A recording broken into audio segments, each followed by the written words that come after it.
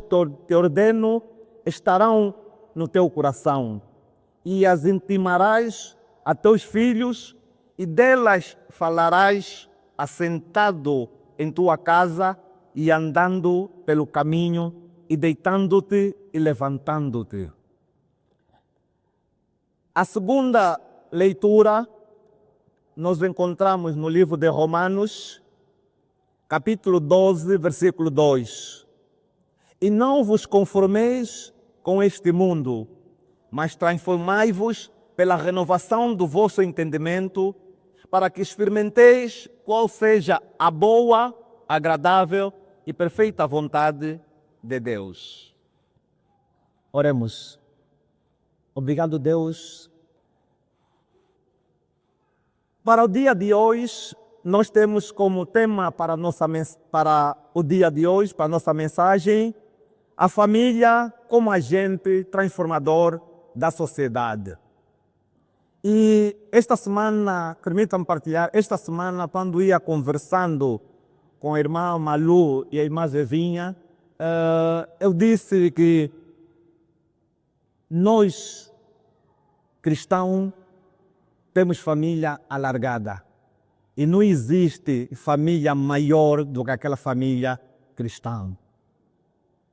Aquilo que nossos irmãos em Cristo fazem por nós, muitas vezes nós não encontramos isso nas famílias carnais. Por isso mesmo é que em Cristo nós somos uns. E nós tivemos experiência, no passamento físico da minha mãe, nós tivemos experiência. A família mais alargada que lá esteve foi a família cristã. E cada um de nós, não apenas no momento de luto e de dor, nós reconhecemos que a família cristã é a maior família que existe. Por isso, podemos nos zangar, mas não abra mão da tua família. Eu quero que olhem cada um no seu irmão e diga, não abra mão da tua família. Por favor. Mais uma vez, não abra mão. E às vezes nós perguntamos, eu queria ser da família A ou da família B. Dizer que não existe famílias perfeitas. Existem famílias possíveis. E até aquelas pessoas que teoricamente não deviam ser das nossas famílias, nós falamos, aquele confusionista, a altura da vida que nós precisamos de um confusionista. Porque às vezes dizem que você da igreja tem muitos protocolos.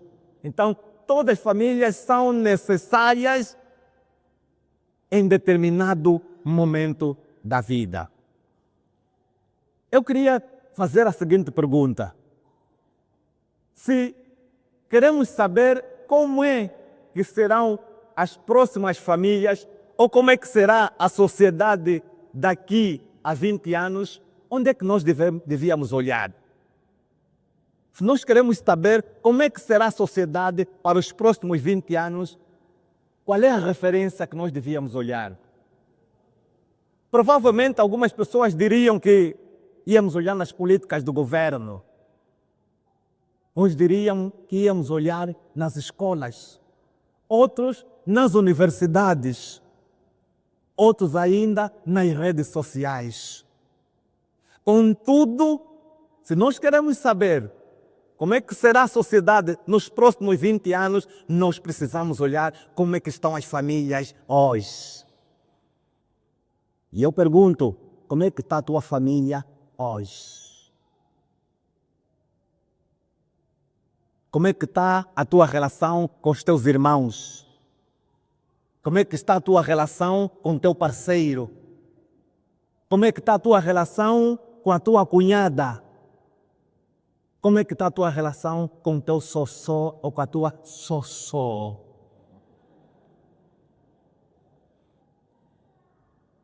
Precisamos ter em atenção que a família é a primeira escola de caráter.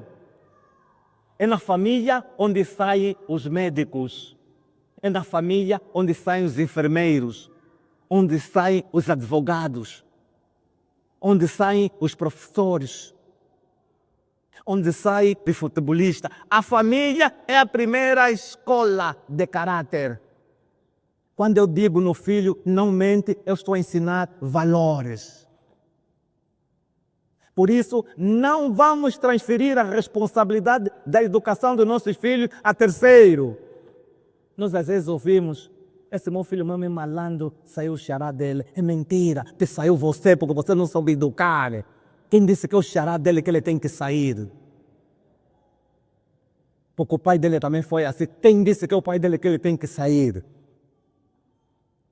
Quando nós perguntamos como é que está a família hoje, como é que está a sociedade hoje, hoje nós podemos dizer que a sociedade está em crise, porque as famílias estão em crise. Nós hoje vivemos tempos difíceis. Hoje nós vimos muita violência. Violência verbal, violência física. Nós hoje vivemos, mesmo entre casais, como se fosse um campo de batalha. Quem mais manda? Quem mais fala alto? Hoje as relações, as pessoas estão trombudas. Que os nossos vizinhos não estão a nos reconhecer. E permita-me dizer uma coisa, que o segredo do sucesso de uma família está em ter um bom parceiro ou uma boa parceira. Há um escritor que diz que se fores à guerra, ora uma vez. Se fores ao mar, ora 2 vezes. Para arranjar um bom parceiro ou uma boa parceira, ora 3 vezes. Ele explica que se fores à guerra, podes matar ou ser morto, por isso ora uma vez. Se fores ao mar, como o habitat normal do homem é a terra, se fores ao mar, ora 2 vezes, porque estás 2 vezes mais ao perigo. E ele diz que se você quer arranjar um bom parceiro ou uma boa parceira, ora 3 vezes, porque se você errar em arranjar um bom parceiro ou uma boa parceira, estás vivo, mas já morreste há muito tempo. Vais começar a dizer todos os dias: onde é que eu estava com a cabeça para arranjar essa cobra, essa jiboia, esse diabo? Por isso, o segredo do sucesso a nível da família está em ter bom parceiro ou uma boa parceira. E quem define família é Deus. Quando ele disse: deixará o homem seu pai e a sua mãe e unir-se à sua mulher, e serão ambos uma só carne. Significa dizer que quem é o construtor, o arquiteto do casamento é Deus. Para que o casamento tenha sucesso, eu preciso seguir as leis do fabricante ou do construtor. E o que se passa, o que estamos vivendo hoje, temos problemas muito graves dentro das famílias porque não estamos a seguir as normas e a lei do fabricante, não estamos a seguir as Sagradas Escrituras. Depois estamos a perguntar: mas Deus, você não está a ver esse homem que você me deste? Deus está a te perguntar: quem é que te deu? Eu mesmo é que te deu, você arranjou sozinho. Você arranjou sozinho e quando vem o problema, você quer imputar a responsabilidade a Deus. Passamos na escola de formação para casamento e ainda assim nós não queremos cumprir as orientações. Um desafio que eu lanço e o que tem estado a acontecer nos dias de hoje é que, estranhamente, pessoas que crescem na igreja casam fora da igreja. E às vezes nós dizemos: não, mas eu vou lhe trazer e vou lhe converter. Estamos a esquecer que isso é responsabilidade do Espírito Santo.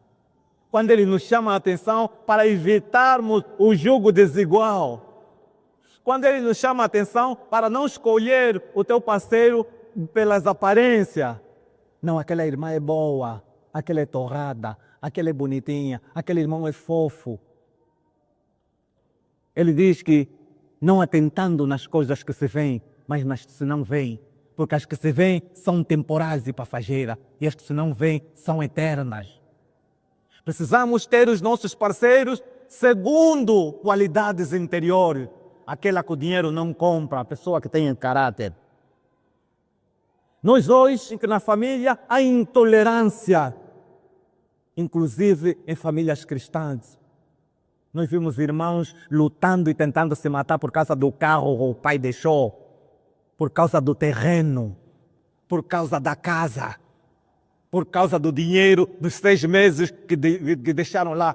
Como é que é possível Se nós somos peregrinos, estamos de passagem e nós estamos a permitir que a sociedade seja moldada à luz daquilo que está fora, ao invés da palavra de Deus é que molda a sociedade.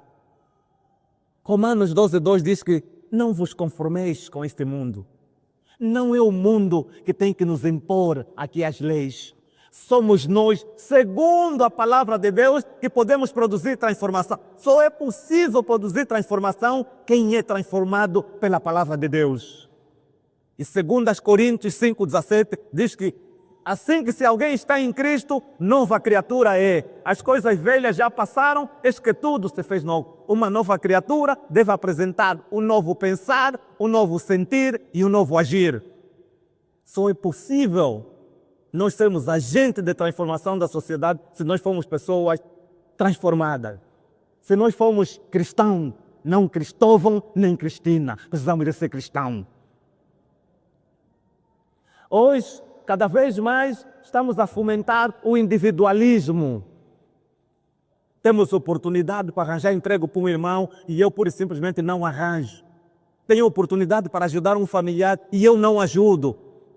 Eu preciso estar no lugar que ganha mais, porque todo mundo tem que ficar a mim atrás a me pedir. Que tipo de sociedade nós queremos se nós mesmos devíamos ser diferentes? Somos as pessoas que estamos a cometer esse tipo de prática. E somos nós. Eu não estou a falar dos irmãos, sou eu, irmão Lourenço Quibonda. Somos nós da comunidade cristã. Porque a principal tendência do ser humano é sempre apontar no outro. Esqueça-se de que a primeira transformação deve vir de nós mesmos. Hoje, quando nós olhamos para a sociedade, dizemos que os jovens estão perdidos. Hoje até nós dissemos, não sei como é que vai ser os nossos filhos para arranjar uma boa parceira. Não sei como é que vai ser a nossa filha para arranjar um bom parceiro. Nós devíamos estar descansados porque nós estamos na igreja e os nossos filhos também estão na igreja. E é aqui onde eles devem arranjar os seus parceiros. Sabe o que é que está acontecendo? Nós crescemos na igreja e no final de tudo estamos a dizer que esse da igreja não presta. Esse da igreja é pior do que da rua. Entendemos que o trigo e o joio hão de crescer junto. Contudo, a maior probabilidade de sucesso quando o teu parceiro sai ali na tua comunidade. Porque vocês têm muitas coisas em comum. Em matemática se diz que não se soma frações com denominador diferente. Vocês têm em Cristo em comum. Qualquer problema, vocês podem ir ter com o pastor, porque vocês têm o pastor em comum. Tem o guia em comum. Tem o diretor em comum. Tem a presidente em comum. Precisamos ter em atenção que sem Cristo nós estamos perdidos. Hoje, nós estamos a seguir as leis do mundo que dizem que quem tem sucesso é quem manda mais. Estamos a valorizar os irmãos com base nos seus títulos. Aqui na igreja não há irmão doutor, não há irmão engenheiros. Na igreja só devem existir duas classes: pastores e ovelhas. Ou você é pastor ou você é ovelha. Se você não é ovelha, você é bode. E se você é bode, você é rebelde. Seu lugar não é aqui. Não é irmão engenheiro, irmão doutor, irmão fulano. Você aqui é irmão, porque você é ovelha e está sob liderança de um pastor. Você faz parte de um rebanho. Eu não posso valorizar porque ele ganha mais, por causa do tamanho do seu carro, por causa do seu título. Nós precisamos valorizar os irmãos porque somos cristãos. E a Bíblia diz que porque para Deus não há distinção de pessoas. Mas nós temos distinção de pessoas. Mesmo aqui, ao sairmos do culto, cumprimentamos. Irmão João, como é que estás? E a irmã Joana está aqui, pulamos, vamos na irmã Joaquina. Irmão, também estou aqui. Ah, desculpa, não te vi. Irmão! Irmão! Irmão! Nós vamos deixar tudo o que a gente tem, mas precisamos deixar bom testemunho para nossas famílias. Deus hoje está a nos perguntar o que é que está acontecendo nas nossas casas hoje. Há pessoas que saíram e não querem voltar em casa. Há pessoas que têm mais paz na rua do que em casa. E aí, alguma coisa não está bem, alguma coisa não está bem. Não pode você querer estar mais tempo na rua do que está na tua casa. Porque nós, quando temos problema, quando vamos no serviço, a primeira coisa eu quero chegar na minha casa para descansar. Mas eu, para ir para casa para descansar, eu tenho que ter um anjo em casa. Muitas vezes nós não temos um anjo em casa, nós temos um diabo ou temos uma diaba em casa. E nós não queremos voltar. Eu tenho pena dos pastores, é muita coisa que têm dado a ouvir.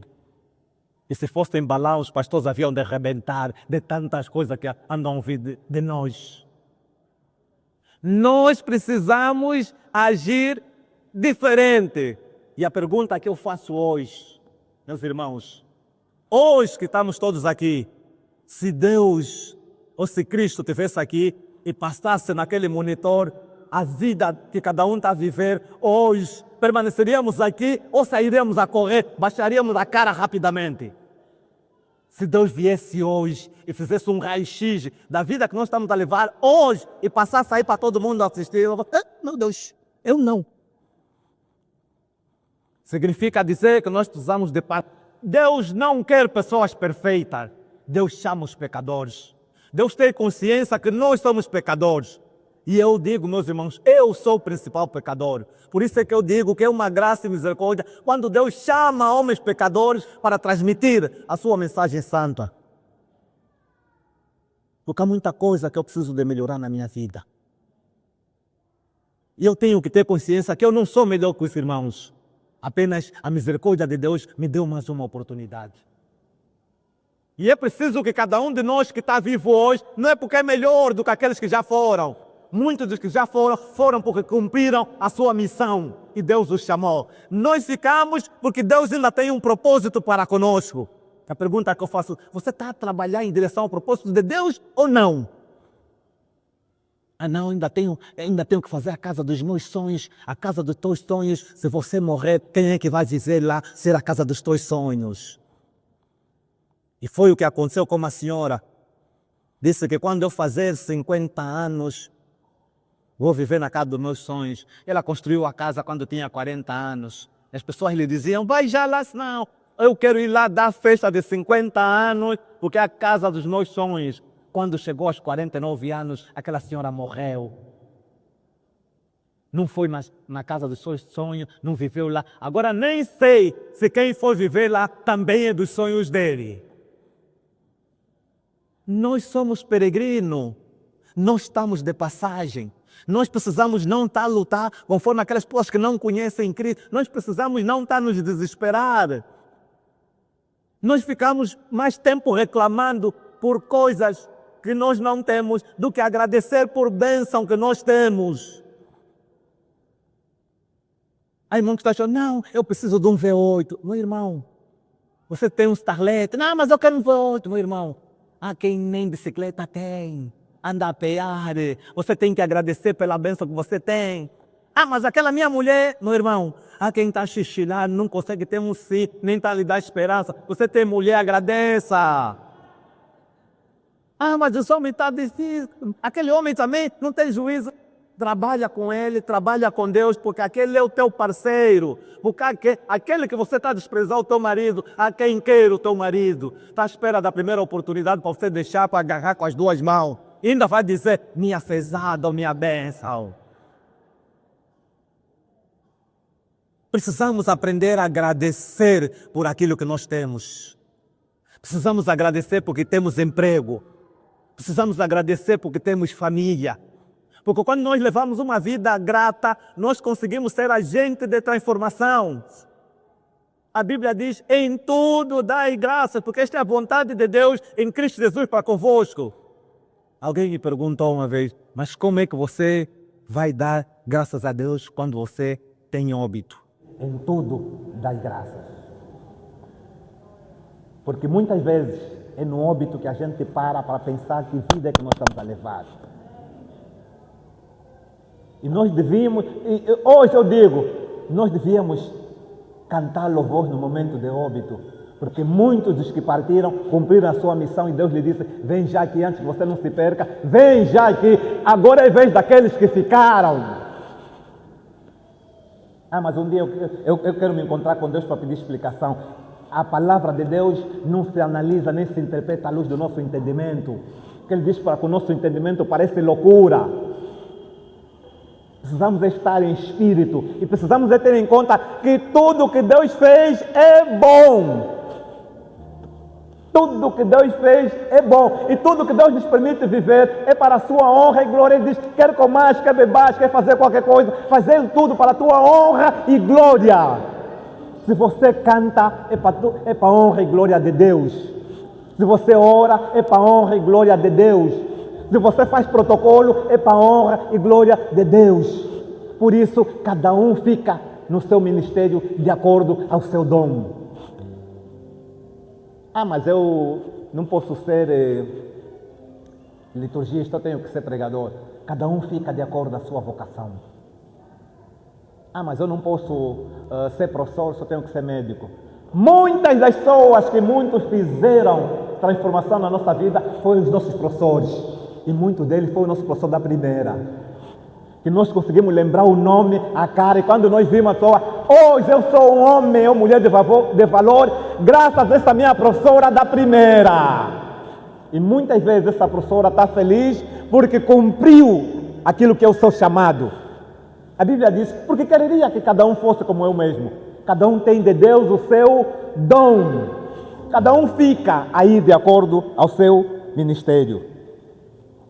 Um elemento que é importante na leitura de Deuteronômio é que a recomendação é que a palavra de Deus deve estar primeiro no coração dos pais. Depois, os pais devem ensinar aos filhos. Ordem, palavra de Deus, primeiro no coração dos pais, e os pais devem ensinar aos filhos. Meus irmãos, ninguém ensina aquilo que não sabe, ninguém dá aquilo que não tem.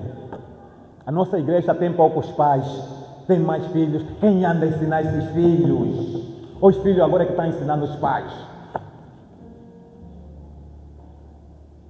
E os nossos filhos aprendem muito mais com aquilo que eles veem, mais do que aquilo que a gente fala. Nós temos responsabilidade grande para com os nossos filhos. Precisamos ser pais de valores e pais de referência. Hoje, alguns filhos já não querem ser igual aos seus pais. Antigamente, nós sempre dizíamos: o meu pai dizia, o meu avô dizia. Eu queria ser como o meu pai, como o meu avô. Ouvi recentemente um menino, estavam ali entrevistar. O que você gostaria de ser? Eu gostaria de ser polícia como o meu pai. Por quê? Porque o meu pai, quando está zangado, tira a pistola e dá corrida a todo mundo.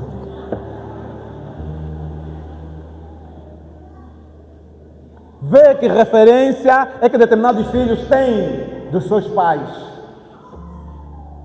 A gente pergunta: o teu filho gostaria de ser como você? Qual é a qualidade que ele vê que se inspira em ti?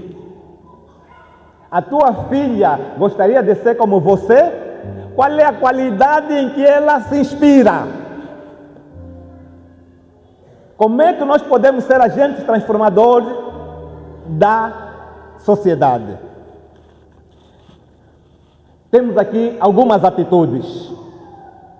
Primeiro, falar com respeito dentro de casa. Precisamos saber nos comunicar. A Bíblia diz que a vossa linguagem tem que ser simples, deve ser temperada como sal, no limite. Eu não preciso estar a gritar em casa. Eu não preciso dizer: eu sou o pai, eu é que mando. Quando você, para ter ordem em casa, diz que eu sou o pai, há muito tempo você perdeu a tua autoridade. Porque o pai não precisa se identificar que é a autoridade máxima. Pais precisam falar com maneira e educação com os seus filhos. Porque a Bíblia diz: pais, não provoqueis a ira aos filhos. Há pais que dão mesmo raiva nos filhos deles, dão mesmo raiva, provoca mesmo ira.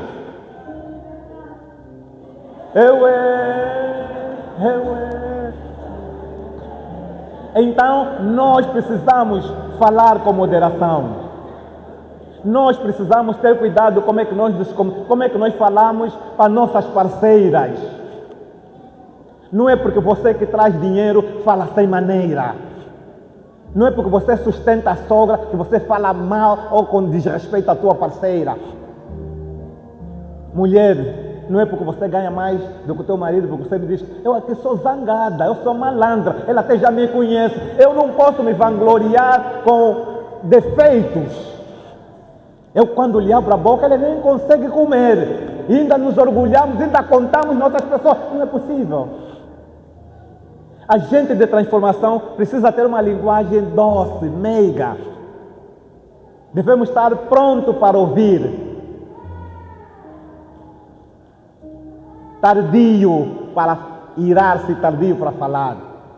Nós hoje parece que se não respondemos, a nossa boca fica com comichão. Não, eu não posso, não levo o desaforo para casa. Nós precisamos terem atenção que há coisas que não precisamos responder. Há coisas que não precisamos de falar. Como é que você fala com os teus vizinhos? Como é que você fala com a tua nora? Como é que você fala com a tua sogra? Como é que você fala com teu irmão? Como é que você fala com teu colega? Porque você, chefe, fala com ele do jeito que você quiser. Como é que você trata a tua empregada em casa? E hoje há um problema muito grave. Por termos empregada em casa, nós tratamos de qualquer jeito. Falamos de qualquer jeito. Porque eu lhe pago o salário, eu falo como eu quero. Não. Ela te presta um serviço. Trate com respeito e educação. E saiba que você é cristã acima de tudo. E ela é uma ser humana como você. Feita à imagem e semelhança de Deus. É estranho que tu vês casa de cristão, estão a comer. Quem confeccionou a comida, a empregada, não come aquela comida, tem que comer a do dia seguinte, porque não pode comer a mesma comida. Meu Deus! Todo mundo com prato de vidro, mas a empregada é prato de plástico. Meu Deus! Que tipo de cristianismo estamos a viver hoje, meus irmãos? Como é que nós vamos produzir transformação? Como é que nós podemos ser agentes de transformação para essas pessoas que nos conhecem? A Bíblia diz que assim resplandeça a vossa luz diante dos homens, para que vejam as vossas boas obras e glorifiquem a vosso Pai que está no céu. Há pessoas que você só lhe reconhece cristã, se falar, eu sou da igreja metodista. Você tem que olhar, esse também é da igreja metodista, esse. Jesus vai estar quase a voltar. Nós, muitas das vezes, no serviço, não conseguimos nos identificar como cristãos, porque as nossas ações não conseguem transmitir isso. Somos as pessoas que perseguimos os nossos colegas. Somos as pessoas que são fofoqueiros e intriguistas no serviço. Somos as pessoas que, quando um assunto chega, nós somos os primeiros a espalhar. Como é que nós queremos ser vasos de bênção para ser usado com o Senhor? O segundo elemento, segunda qualidade ou atitude para que cristãos possam ser agentes transformadores da sociedade, aprenda a pedir perdão. Aprenda a pedir perdão. E deixa dizer que nós, os pais, temos dificuldade a dizer no filho, desculpa, o papai errou, me perdoa. Às vezes dizemos, mas meu filho vai me apanhar pata. Pelo contrário, você está a ensinar caráter. Você está a ensinar que ele deve reconhecer os seus erros quando falhar. O filho não pode ter a ideia que o papai não erra. Nós temos que dizer que o papai é humano, o papai falha. E nós temos que aprender a pedir perdão às nossas parceiras. Temos que aprender a perdoar os nossos parceiros. E quando nós perdoamos, não é para repontar toda hora. Já naquele dia, quer dizer, não pode. O que é o perdão? É quando eu me lembrar dele, sem mágoa, sem rancor e sem ressentimento. Perdão é o ato que, quando eu me lembrar de alguma coisa que ocorreu, sem mágoa, sem rancor e sem ressentimentos. O que é que te impede de perdoar o teu irmão? Como é que vocês dois são coristas e não se falam? Como é que vocês dois são guias, ou vocês duas são guias e não se falam? Como é que vocês dois são diretores e não se falam?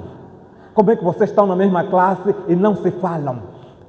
Porque aquilo que ele me disse, como é que você com a tua irmã não se fala? Quem me suja já não me limpa. Isso não é linguagem cristã. Ah, mas você não sabe como é que ele me estendeu. Te estendeu aonde? Qual é a corda? Mostra qual é a corda. Que você não consegue até hoje porque está me estendendo. O perdão é um exercício diário e permanente.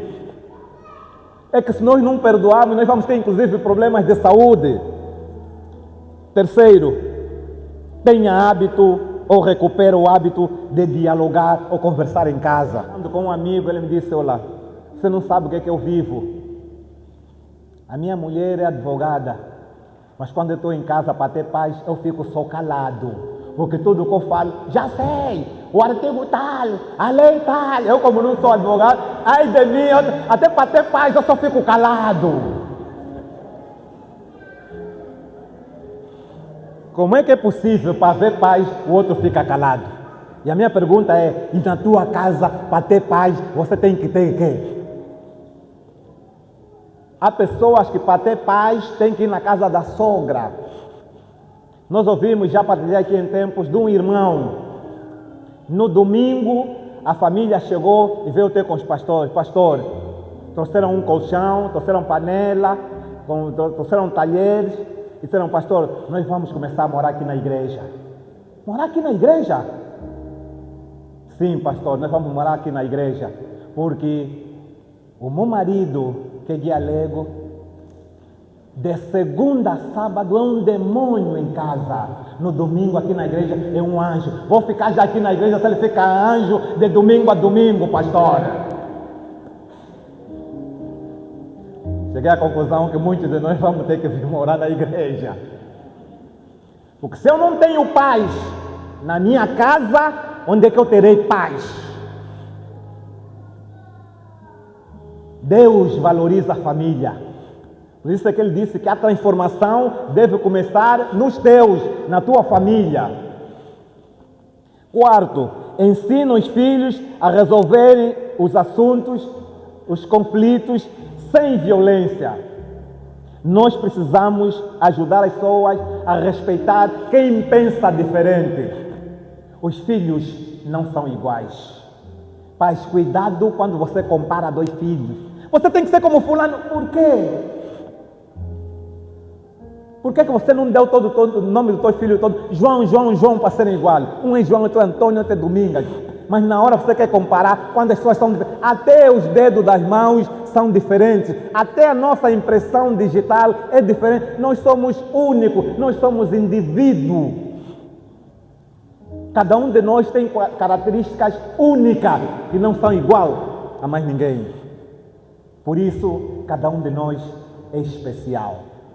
Diga à pessoa que está ao teu lado, tu és especial. Nós não temos noção do quanto as pessoas são especiais.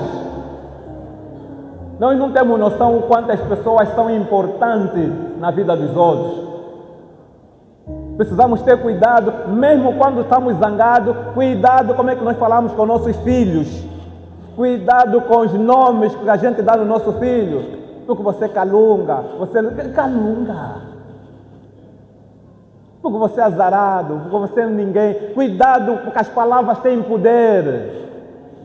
Você não diz ao teu filho, você não vai ser nada, você é um perdido. Cuidado que essas palavras tenham poder. Diga, meu filho, você é uma bênção que Deus me deu. Diga ao filho, nós estamos juntos, vamos enfrentar juntos essa batalha. Diga ao filho que tu foste feito à imagem e semelhança de Deus. Diga à tua mulher que essa é a pessoa que Deus preparou até que a morte nos separe. As pessoas gostam de ser amadas enquanto estão em vida. Nós não podemos esperar quando as pessoas vão ao cemitério para levar lá um buquê de flores quando as pessoas vivas. Nem um ramo nós conseguimos dar. Nós precisamos aproveitar o quanto as pessoas são importantes e dizê-lo agora. Dizer enquanto estão vivos. Eu quero desafiar, quero pedir a cada um dos irmãos, quando chegar em casa, diga ao filho, que tu és especial e o papai te ama muito. Não é só quando tem boas notas, mas ele continua a ser teu filho mesmo com as negativas. Ele precisa saber que você lhe valoriza por ser seu filho, não por ter boas notas, não por se destacar. Se se destacar, melhor ainda. Mas ele tem que se sentir bem em casa. Precisamos um outro elemento. Não diga que na minha casa tem 2 vezes. Nós ouvimos muita gente, minha filha, está se casando, porque aqui só tem 2 vezes. E vai, porque quando você sair não volta mais. Há uma jovem que casou ao ter engravidado com 16 anos, e a mãe lhe disse, aqui na minha casa só tem 2 vezes. Vai e vai. Aí onde ela foi, muito sofrimento. Infelizmente, era um diabo disfarçado de homem. Aquela menina tentou ir falar com a mãe disse, minha filha, já sabes que aqui em casa são 2 vezes. Vai. Até por fim, que um dia encontraram aquela menina, tinha se enforcado. E ela escreveu uma carta. Minha mãe, aprendi da pior maneira possível os 2 vezes. Mas só te peço, nunca abandone as outras minhas irmãs. Muitas vezes nós erramos e nós temos que dar a possibilidade das pessoas terem uma segunda oportunidade. Nós somos muito duros quando as pessoas erram, mas queremos que as pessoas sejam flexíveis conosco. Nós somos muito rancorosos quando alguém nos faz alguma coisa, mas queremos misericórdia e piedade quando nós é que fizemos. Cuidado com os 2 vezes. Os filhos precisam saber que tem família, porque muita gente está a sofrer, muita gente está a pedir socorro dentro de casa, porque nós temos a lei do 2 vezes. Outra coisa que está a acontecer com as famílias, nós estamos a ser muito zongoleiro.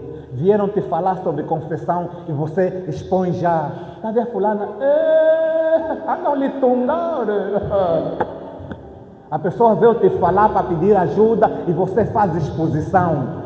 Quando a pessoa ouve isso, diz, mas meu irmão, eu precisava de ajuda, fui falar com o irmão, afinal você faz essa exposição. Quantos de nós temos vergonha de falar com os irmãos da igreja, porque os irmãos da igreja estão conotados como fofoqueiros e fofoqueiras?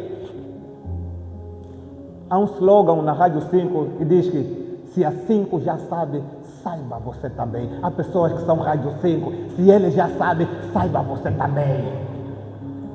Não consegue guardar, não consegue reter. O penúltima atitude que um agente de transformação deve ter, não espalhar mentiras nem rumores. Não espalhar mentira nem rumores. Não cabe a nós espalhar mentira nem rumores. Cuidado com aquilo que você posta. Não, recebi uma mensagem de uma fonte, o irmão fulano afinal está a namorar com a irmã fulana. Você não tem certeza e você já espalha.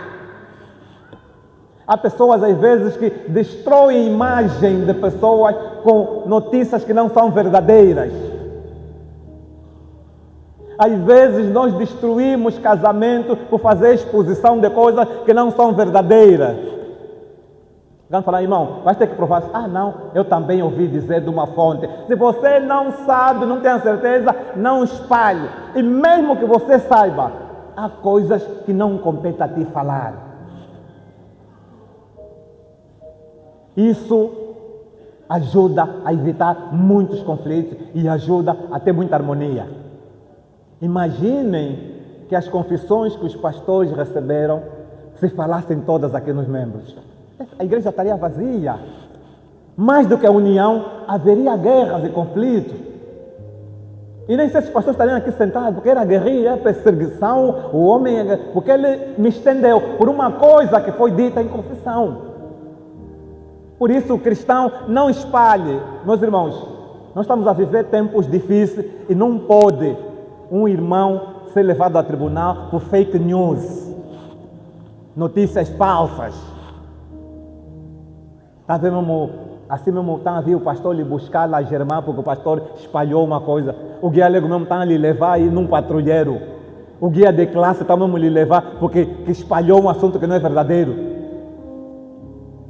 Nós somos sal e luz, meus irmãos. Ou pelo menos fomos chamados a ser sal e luz. Porque há quem nem sequer sal, nem luz. Há quem é soro, combinação de açúcar e sal. Não é sal, nem açúcar, ele é soro. Há quem não é luz, é pisca-pisca, acende a apaga. Nós precisamos de ser luz, meus irmãos, para sermos agentes transformadores. E deixa eu dizer para terminar que é o Espírito Santo que produz transformação na vida do cristão. Por mais título, por mais cargo, por mais conhecimento, se o Espírito Santo não agir na vida da pessoa, não há transformação nenhuma. Por isso, o nosso compromisso deve ser com a leitura, estudo permanente com a palavra de Deus.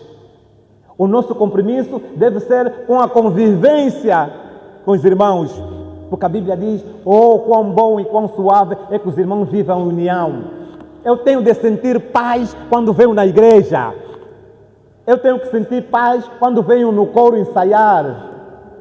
Eu não posso sentir guerra quando estou no Gila, quando estou nas mensageiras, quando fui na classe, porque não fui com a cara do guia, não fui com a cara da guia. Meu sangue não se cruza com o sangue dele. Parece que fizeram transfusão sanguínea e houve problema com os sangues. Deixa dizer que a nossa oração não deve ser para que o meu esposo mude. A nossa oração não deve ser para que a minha esposa mude, para que o meu filho mude, para que o pastor mude. A nossa oração deve ser para que eu mude primeiro. A oração deve ser para que o Espírito Santo habite em mim primeiro. Porque a Bíblia diz, do que está cheio o coração, disso fala a boca. Se eu estiver cheio do Espírito Santo, haverá produção de energia positiva. Vamos nos tornar vasos de bênção. Aquela situação de duas mulheres que estavam em conflito. Um indivíduo casou-se, filho único. Casou com uma jovem. Depois do casamento, o filho disse, olha, como minha mãe já não tem mais ninguém, a minha mãe vai viver conosco. A nora disse, não gosto de viver com sogra. As sogras são feiticeiras. Ele disse, mas minha mãe que me teve mesmo, não gosto. Aquilo foi uma luta, mais luta, e conseguiram dar oportunidade da sogra e a nora viver juntos. Em vez do ambiente melhorar, o ambiente só piorar.